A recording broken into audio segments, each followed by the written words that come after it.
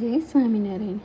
વડતાલમાં અતિ સુંદર રંગલીલા કરીને શ્રીજી મહારાજ સંતો, પાર્ષદો અને હરિભક્તો સાથે ધના તલાવે સ્નાન કરવા પધારે. ત્યાં રંગથી રસબસ થયેલા પ્રસાદીના વસ્ત્રો જોબન પગીને આપ્યા.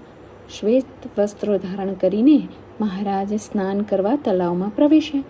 સ્નાન કરતાં કરતાં શ્રીહરિ બોલ્યા, સુરાખાચર, તમે ક્ષત્રિય છો, છતાં સંતોએ તમને રંગલીલામાં હરાવ્યા, માટે હવે ઢાંકણીમાં પાણી લઈને ડૂબી મરો.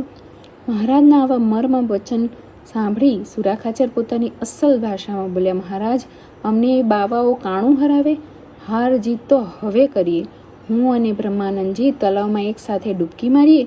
જે પહેલો બહાર નીકળે તે હાર્યો ગણાય. એમ નક્કી કરીને સુરાખાચરે ડૂબકી મારી અને પછી બ્રહ્માનંદ સ્વામીએ ડૂબકી મારી. સુરાખાચર થોડી વાર પાણીમાં રહીને બહાર નીકળ્યા અને બ્રહ્માનંદ સ્વામી પાણીમાંથી નીકળવાના હતા. એવામાં સુરાખાચાર્યે ફરીથી ડૂબકી મારી.